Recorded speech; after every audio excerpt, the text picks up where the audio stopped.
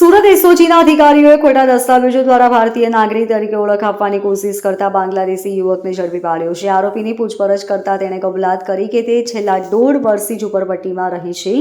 બાંગ્લાદેશના એજન્ટને 1000 ટાકા આપીને સાતખીરા બોર્ડર મારફતે પશ્ચિમ બંગાળના બાંગઓનમાંથી ગેરકાયદેસર રીતે ભારતમાં પ્રવેશ કર્યો હતો.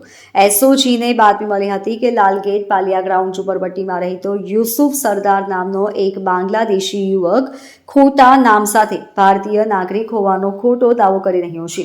બાતમીના આધારે એસઓજીની ટીમે લાલગેટ ખાતે પાલિયા ગ્રાઉન્ડની ઝૂંપડપટ્ટીમાં દરોડો પાડ્યો હતો.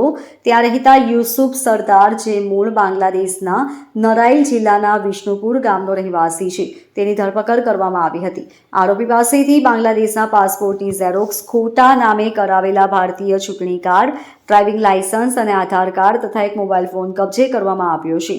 આરોપી યુસુફ સરદારે પૂછપરછ દરમિયાન કબૂલાત કરી કે તે બાંગ્લાદેશનો નાગરિક છે અને 1.5 વર્ષ પહેલા બાંગ્લાદેશના એજન્ટને 1000 ટાકા આપીને સાતખીરા બોર્ડર મારફતે પશ્ચિમ બંગાળના બાંગઓનમાંથી ગેરકાયદેસર રીતે ભારતમાં પ્રવેશ કર્યો હતો. તે હાવડા રેલવે સ્ટેશન પરથી ટ્રેન મારફતે સુરત પહોંચ્યો અને અહીં ઝૂંપડપટ્ટીમાં ભાડે રહી મજૂરી કામ કરતો હતો.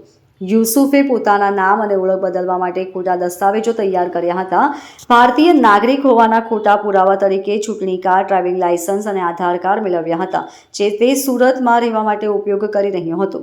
એસઓજીની ટીમ આ કેસની વધુ તપાસ કરી રહી છે અને સુરતમાં રહેલા અન્ય બાંગ્લાદેશી નાગરિકો કે જે ગેરકાયદેસર રીતે અહીં રહે છે તેમનો પત્તો લગાવી રહી છે. આ અભિયાન સુરત શહેરમાંથી ગેરકાયદેસર પ્રવૃત્તિઓ પર રોક લગાવવાના ઉદ્દેશ્ય સાથે હાથ ધરાયું છે.